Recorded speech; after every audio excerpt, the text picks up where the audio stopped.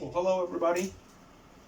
Victor here. Let's talk about my version of this deck, this tribal deck. It's Gishath San Salvatore. So let's talk about it a little bit. We got Gishath. It's a 7/6 with trample, vigilance, and haste. Whenever Gishath San Salvatore deals combat damage to a player, reveal that many cards from the top of your library. Put any number of dinosaur creature cards from among them onto the battlefield and the rest on the bottom of your library in a random order. So, what we need to do, we need to hit hard and we need to hit fast in order to get as many dinosaurs on the battlefield as possible. So, what we need to do in order to accomplish that, we need to ramp hard and fast. So, how do we do it? At first, we got Soul Ring, of course, and we have several ramp spells.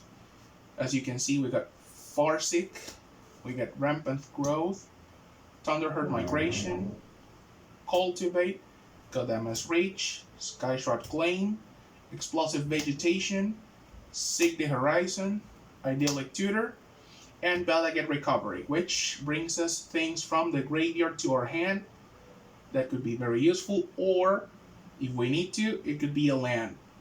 It's a flip side card. For the rest of the artifacts, we have Stranic Resonator that helps us paying 2 and tapping it to copy that trigger ability. For example, if we want to copy that trigger from Gishath, we get twice as many chances of getting more dinosaurs on the battlefield. Also, we need to protect it a little bit because as soon as you bring it to the battlefield, it puts a target on it. So we need to protect it a little bit. So we get to use the Lighting Greaves. Let's proceed with the enchantments. I do run a little kind of a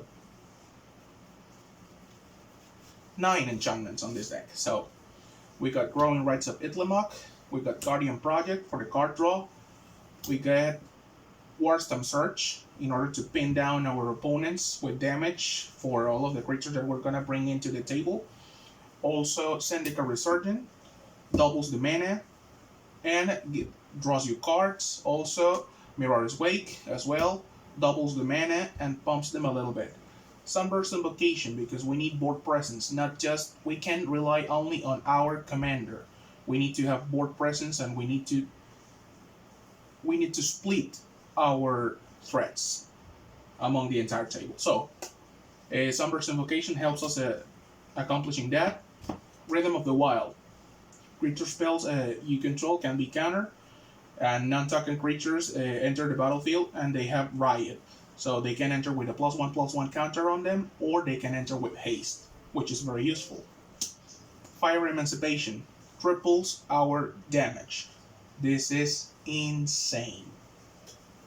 And also, Garruk's Uprising helps us with the card draw if we cast a creature, or whenever a creature with power 4 or greater enters the battlefield, it draws us a card, and it also makes our creatures get trampled. Let's go with some instants now. We get Shelter in Light in order to protect our commander a little bit. As I mentioned before, it gets a target on its back as soon as it gets battlefield because you can tell how powerful it is. So, Shelter in Light, Deflecting Swat, Unbreakable Formation, Beast Within, Boros Charm, Eerie Interlude, Shake the Foundation. This card is great here, and you get to see why, because it enables all of the enraged triggers from our creatures, because it deals 1 damage to each creature without flying, and it also draws us a card, which is a win-win. And we get Naya Charm. So let's proceed now with the creatures. Let's go with the big boys. We got Alar, the Raised Boar. We got Senegas, God of Rebels. That trigger from Senegas, doubling up the power of our commander is just insane. We got Ghoul Porphoros. It actually deals 2 damage to each opponent every time a creature enters the battlefield, under your control, of course. And we got Forerunner of the Empire. This one right here is kind of a tutor because whenever it gets to the battlefield, you may search your library for a dinosaur card, reveal it, and then shuffle your library and put that card on top of it. Of course, whenever a dinosaur enters the battlefield under your control, it's a may ability, of course. You may have a Forerunner of the Empire deal 1 damage to each creature. So that also helps you to enable the Enrage abilities. So let's now talk about the dinosaurs. We got Verdanson Saboteur. We got Apex Altisaur. We got Sakama Primal Calamity. We got Setalpa Primal Dawn. We got Ranging Raptors. We got Carnage Tyrant. Polyraptor. Insane, I love this card. Marauding Raptor. Godzilla Primeval Champion. Quartzwood Crusher. Thrashing Brontodon. Ripjaw Raptor. Itali Primal Storm. Silverclap Ferocidon. Regal Behemoth. Amazing. Monarch. Rampaging Ferocidon. Players can gain life. That is annoying for many people. Colossal Dreadmaw, because why not? It's a dinosaur, it's on theme, and it's a good card. Galta, Primal Hunger. Wayward Swordtooth. It also helps you with the lands. It allows you to play another land on each of your turns. Raging Regisaur. When it attacks, it deals 1 damage to target creature. Also, it helps with the enraged triggers. Regisaur Alpha. It says that other dinosaurs have haste, and when it enters the battlefield, I create a 3/3 green dinosaur creature token with trample, which is good. Awakening Sun Saboteur is some sort of a board wipe, and it doesn't affect you that much because it's just for non-dinosaur creatures, which is a plus on our side. Raging Swordtooth. When it enters the battlefield, it deals 1 damage to each other creature. Once again, good for the Enrage Enabler. Temple Altisaur. And it prevents damage that would be dealt to our dinosaurs just by 1 point. And we got Ronic Armasaur. It helps us at drawing cards if people is having that board state when they get to do a lot of shenanigans stuff. You get to take advantage of that as well.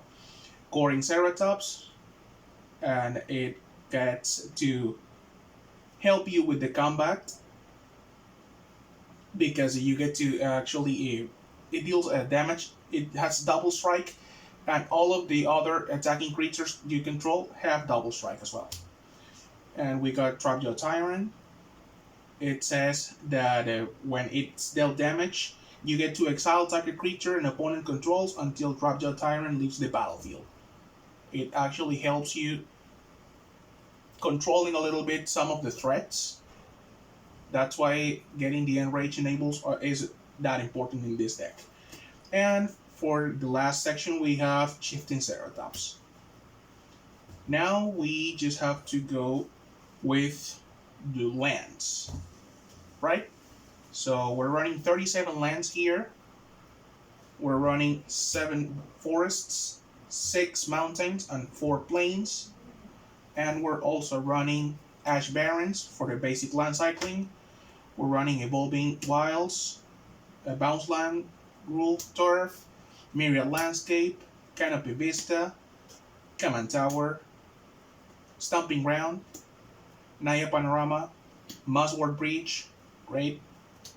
Rogue's Passage also helps us getting through with Gishath, Cinderglade, Unclaimed Territory, Temple of Abandon, which is good for Scry, Keswick Wolf Run. You get to pay X and a red and a green, then tap it, and target creature gets a plus X plus 0 and gains trample until the end of turn. So if you have a lot of mana available, why not pumping one of your creatures for a big hit? Same thing for Scar, the Rage Pits, and it can tap for a colorless mana, or you can pay a red and a green, and that target creature gets +1/+1 and trample until the end of turn. We also got Jungle Shrine. We got the Rootbound Crack, Temple Garden, Temple of the False God, and Cross and Verge. And there you go. That's the breakdown of my deck, of my version of Gishath San Salvator. There's one combo that I like. It's not that easy to get it out, but when you do, you get to win in a very, very flair way. And for that combo, you need 3 pieces. You need Perforos. You're also gonna need Marauding Raptor and Polyraptor. Here it is. As I mentioned before, it's not that easy to get it out, but when you do it, when you accomplish it, it's great. Because Marauding Raptor says that whenever another creature enters the battlefield under your control, Marauding Raptor deals 2 damage to it. If a dinosaur is dealt damage that way, Marauding Raptor gets +2/+0 until the end of turn. But the important part here is that 2 damage that we're dealing. Because whenever Polyraptor enters the battlefield, Marauding Raptor is gonna deal that 2 damage to it. And that's going to trigger the Enrage ability from Polyraptor that says that whenever Polyraptor is dealt damage, you get to create a token that's a copy of Polyraptor. So that's gonna make an infinite loop, right? If you don't have this third piece of the combo here, you actually get to lose on the spot because you create an infinite loop that you don't get to stop, and you get to lose. But if you have this third piece here of the combo that says that whenever a creature enters the battlefield under your control, Porphyros deals 2 damage to each opponent. So as soon as you start getting Polyraptor over Polyraptor over Polyraptor over and over and over again, you're going to be dealing 2 damage to each opponent for each copy that you get, and you eventually win. So that's one of the most flavorful win conditions that I have on this deck. But the main win condition here is to win through the raw power, hitting hard, hitting fast, and not allowing everybody to develop their own strategies. I hope you guys enjoyed it, and if you have any comments, suggestions, please go on the comment box, and I'll see you on the next time with another one of my decks. Thank you very much for watching this. Be safe, guys. Bye.